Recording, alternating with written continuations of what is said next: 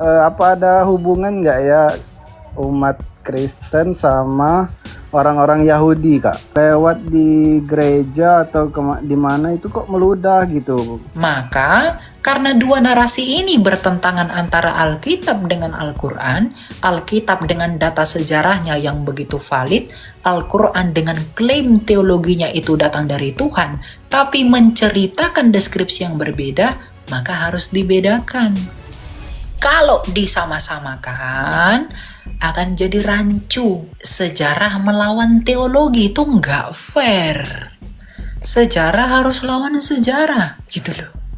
Nggak boleh sejarah lawan klaim teologi. Nggak boleh. Harus sejarah dengan sejarah. Yesus lahir di kandang domba, ada data sejarahnya, Pak. Yesus tersalib, tutup kitab suci, kita tahu dia tersalib. Halo, assalamualaikum Kak Elia. Ya, waalaikumsalam. Silakan Pak, ada yang mau ditanyakan Pak? Ya, sebelumnya salam toleransi ya. Yo.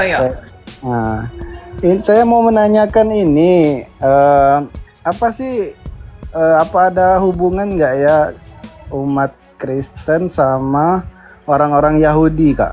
Oh ya, kita punya hubungan, Pak.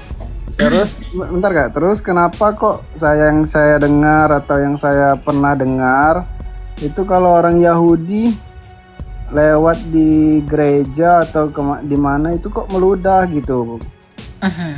Itu kenapa itu, Kak ya? Iya.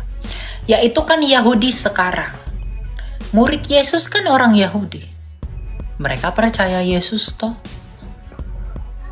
Yesus sendiri orang Yahudi. Jadi apa hubungan kami dengan Yahudi? Kami adalah Yahudi. Kenapa? Karena kami percaya kepada Mesias yang dari Yahudi. Kami diperhitungkan sebagai keturunan Abraham. Coba kita lihat ayatnya ya. Abraham dan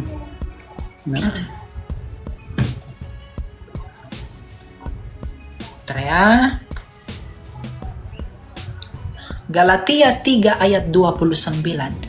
Dan jikalau kamu adalah milik Kristus, maka kamu juga adalah keturunan Abraham dan berhak menerima janji Allah.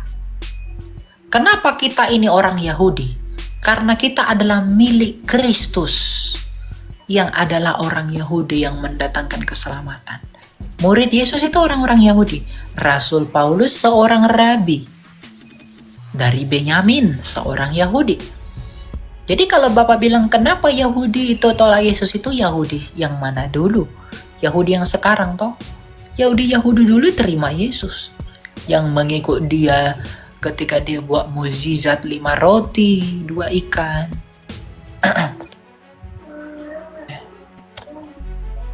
Dan lain-lain sebagainya. Jadi kalau dikatakan orang Yahudi itu tolak Yesus, Yahudi mana dulu? Nah, kenapa orang Yahudi sekarang lewat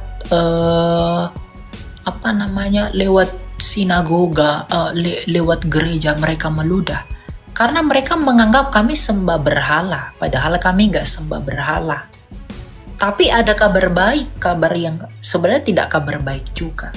Orang Yahudi, ada seorang tokoh Yahudi, dia mengajak orang Kristen untuk rekonsiliasi menyambut Mesias. Jadi kita dengan Kristen dengan Yahudi itu adalah satu paham mengenai Mesias, meskipun berbeda tafsir mengenai siapa dia. Gitu loh. Ya. Jadi kami ini orang Kristen akibat kebebalan orang Yahudi. Makanya Rasul Paulus berkata apa? Kalau bukan karena pelanggaran orang Yahudi, kita di luar Yahudi ini tidak memperoleh ganjaran itu. Tapi karena Yahudi menolak Kristus itu, maka keselamatan itu diberikan bagi bangsa-bangsa. Makanya di luar Yahudi dulu yang diselamatkan, nanti Yahudi belakangan. Tadinya mereka yang sulung, mereka jadi yang bungsu. Di luar Yahudi tadinya yang bungsu, menjadi yang sulung. Gitu. Karena bagaimanapun Yesus adalah orang Yahudi. Gitu ya. Oh gitu ya, ya paham saya Kak. Ini ada satu lagi Kak, pertanyaan boleh Kak ya? Ya, silakan. Ini kan kalau menurut ajaran Islam Kak, mungkin yang Kakak maksud Mesayah itu, kalau bagi kami itu Nabi Isa yang turun di akhir zaman untuk menghadapi Dajjal gitu kan Kak. Bagaimana dengan kalau dari menurut ajaran Kakak Kristen, terus Mesias itu sama nggak dengan Nabi Isa yang Oh, tidak. kami gitu. Terus bentar Kak, terus kalau menurut Yahudi, terus siapa lagi kalau menurut Yahudi Mesias bagi mereka Kak? Oke, ya. Apakah sama Yesus Kristus dengan Nabi Isa Al-Masih dalam iman Muslim? Tentu berbeda. Kenapa? Ibunya Nabi Isa itu adalah Siti Maryam, yang adalah saudaranya Harun, yang artinya dari Lewi. Sedangkan ibunya Yesus, Bunda Maria, itu dari Yehuda, bukan dari Lewi. Ibunya saja sudah berbeda. Yang kedua, ya, Bunda Maria itu mengandung Kristus dengan tunangannya, Santo Joseph. Siti Maryam dengan siapa? Tentu tidak ada. Al-Quran menceritakan bahwa Jibril lah yang meniupkan sesuatu kepada Siti Maryam, maka Nabi Isa lahir, betul enggak? Iya betul. Dia meniup. Betul? Iya benar. Nah, kalau Yesus dikandung dari Roh Kudus, bukan ditiup. Kalau seandainya itu sama, maka nggak boleh bertentangan. Kenapa? Karena kitabnya historis. Nah, kemudian Nabi Isa lahir di mana? Di bawah pohon korma. Yesus di Bethlehem. Menurut Bapak Gereja Eusebius dari Kaisarea mencatatkan bahwa Yesus lahir di kandang domba yang berupa goa di Bethlehem, di dekat kawasan Migdal Eder, dekat makamnya si Esther. Itu ada dicatat. Jadi ibunya saja berbeda, sejarahnya berbeda, sukunya berbeda, identitasnya berbeda, deskripsinya berbeda. Bukankah lebih elok? Bukankah tidak elok kalau dikatakan itu sama? Padahal Kristen tetap mengklaim dengan data sejarahnya yang kaya, yang tak terbantahkan, itu sebagai kebenaran. Sedangkan teman-teman Muslim, karena berpikiran Al-Quran adalah dari Tuhan, maka juga tidak boleh disalahkan. Maka karena dua narasi ini bertentangan antara Alkitab dengan Al-Quran, Alkitab dengan data sejarahnya yang begitu valid, Al-Quran dengan klaim teologinya itu datang dari Tuhan, tapi menceritakan deskripsi yang berbeda, maka harus dibedakan. Kalau disama-samakan, akan jadi rancu. Sejarah melawan teologi itu nggak fair. Sejarah harus lawan sejarah, gitu loh. Nggak boleh sejarah lawan klaim teologi. Nggak boleh. Harus sejarah dengan sejarah. Yesus lahir di kandang domba, ada data sejarahnya, Pak. Yesus tersalib, tutup kitab suci, kita tahu dia tersalib. Yesus anak Bunda Maria, tutup kitab suci, kita tahu dia anak Bunda Maria.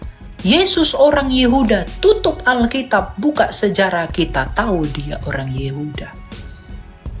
Tapi tiba-tiba ada menarasikan yang lain, ya kita menghargai itu. Tapi kalau mau dituntut mana benar salah, minimal kasih dulu literasi sejarahnya sama kita. Tapi bagaimanapun nggak bisa. Kenapa? Karena data sejarah kekristenan itu yang paling tua. Data kekristenan itu lebih kaya. Makanya ketika saya mengatakan Yesus Kristus dengan Nabi Isa dalam iman Islam itu berbeda, itu bukan karena kebencian saya dengan Islam. Tapi karena justru saya menghargai iman Muslim, saya menganggap iman Muslim adalah kebenaran bagi mereka yang menganggap itu kebenaran, maka saya nggak mau ada perdebatan di antara kedua ini.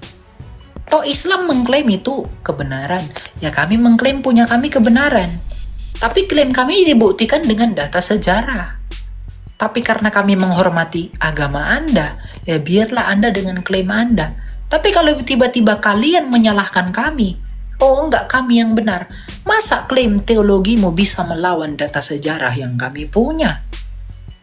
Oh enggak, data sejarah kan ditulis pemenang.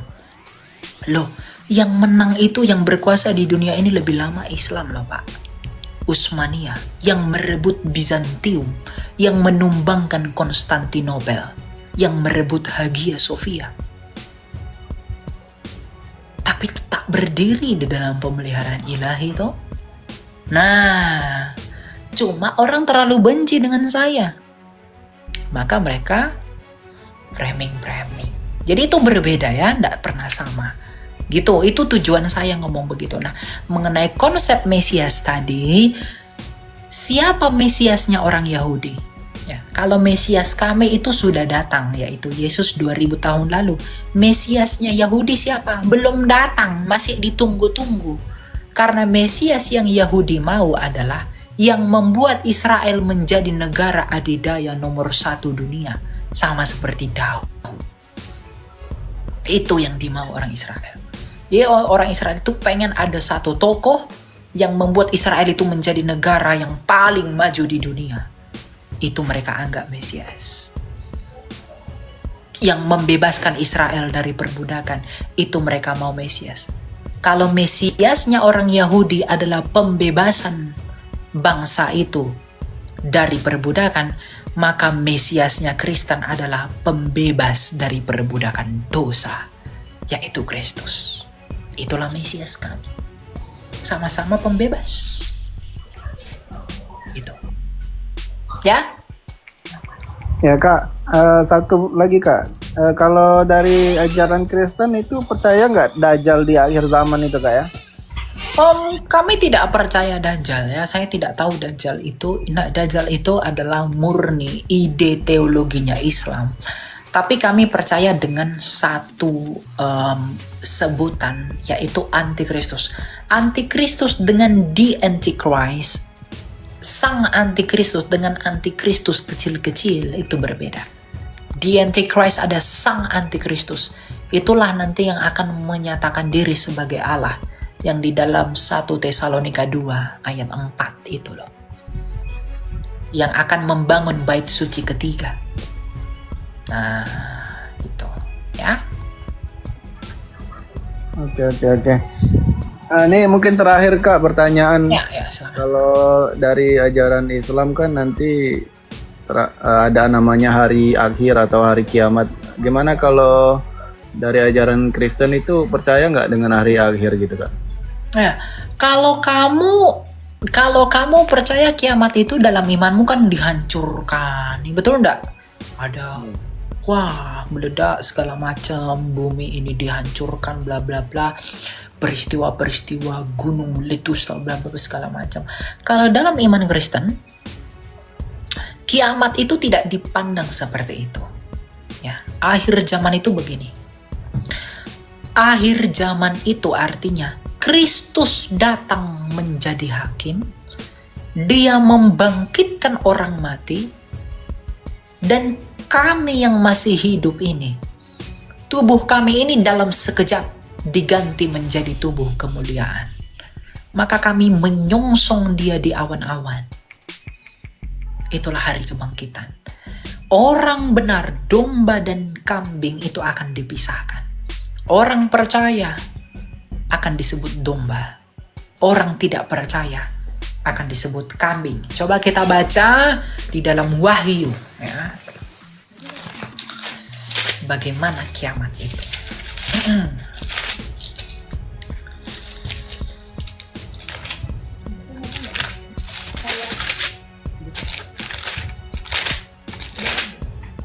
Ya. Nah, Wahyu 7 ayat 9. Setelah itu, aku melihat sesungguhnya suatu kumpulan besar orang banyak yang tidak dapat dihitung jumlahnya, dari segala bangsa, suku, umat, dan bahasa, berdiri di hadapan dan di tahta Anak Domba, memakai jubah putih dan memegang daun-daun palem di tangan mereka. Dengan suara nyaring mereka berseru, "Keselamatan ada pada Allah yang duduk di atas tahta dan pada Anak Domba." Orang Katolik, orang Ortodoks, orang Protestan, orang karismatik, dan lain-lain, mau di Papua, mau di Jakarta, mau di Amerika, mau orang Batak, mau orang Cina, mau orang Sunda, orang bule, itu semua akan dikumpulkan yang adalah orang percaya di hari akhir. Nah, bumi ini bagaimana? Bumi ini itu tidak akan dihancurkan, tapi akan diperbaharui menjadi baru. Kita lihat ayatnya dalam Wahyu. Menjadi baru, langit bumi yang baru. Nah, ini Yesus sendiri yang ngomong. Nah, cobalah. Wahyu 21. Lalu aku melihat langit yang baru dan bumi yang baru, sebab langit yang pertama telah dan bumi yang pertama telah berlalu dan laut pun tidak ada lagi. Aku juga melihat kota yang kudus Yerusalem yang baru turun dari sorga, dari Allah yang berhias bagaikan pengantin perempuan yang berdandan untuk suaminya. Lalu aku mendengar suara yang nyaring dari tahta itu berkata, "Lihatlah, kemah Allah ada di tengah-tengah manusia dan ia akan tinggal bersama-sama mereka. Mereka akan menjadi umatnya dan Allah sendiri akan menyertai mereka sebagai Allah mereka. Ia akan menghapus segala air mata dari mata mereka dan maut tidak ada lagi. Tidak akan ada lagi perkabungan atau ratap tangis atau duka cita, sebab segala sesuatu yang lama itu telah berlalu." Ia yang duduk di tahta itu berkata, "Lihatlah, aku menjadikan segala sesuatu baru." Jadi Tuhan kami itu tidak akan lempar bumi, hancurkan ini, enggak. Tapi oleh kuasanya, Dia akan memperbaharui alam semesta. Itu menjadi baru, sama seperti keadaan semula sebelum jatuhnya Adam dan Hawa ke dalam dosa. Sama seperti air bah yang membersihkan orang-orang Nefilim dari generasi Nuh ke bawah. Seperti itulah kelak pembersihan Kristus. Bahwa langit dan bumi yang lama yang penuh dosa ini akan diperbarui, direstart ulang oleh Kristus. Menjadi langit dan bumi yang tanpa dosa dan tanpa penderitaan. Maka disitulah kami orang-orang kudus akan ditempatkan dalam kekekalan. Di mana ratap tangis, duka cita, dan kematian tidak ada, di mana kami akan disinari oleh cahaya keilahian Sang Bapa dan dipimpin oleh Kristus, Putra Allah itu. Jadi kami tidak akan melihat Sang Bapa, tapi kami akan hidup di bawah terangnya Sang Bapa, karena Allah itu adalah terang. Kami hanya akan melihat Yesus, kami tidak bisa melihat Bapa. Tapi terangnya Sang Bapa akan menyinari kami dan malam hari tidak ada lagi. Gitu. Itulah akhir zaman di kami. Maka kami akan hidup seperti malaikat di sorga, tanpa perkawinan, tanpa aktivitas seks, tanpa dosa. Itulah yang disebut dengan kedamaian yang sejati. Artinya kami dikembalikan seperti keadaan Adam dan Hawa sebelum kejatuhannya ke dalam dosa. Itulah misinya Kristus. Langit bumi baru. Gitu ya. Oke Kak, terima kasih untuk penjelasannya Kak. Ya, oke. Ya udah, Tuhan berkati ya. Ya.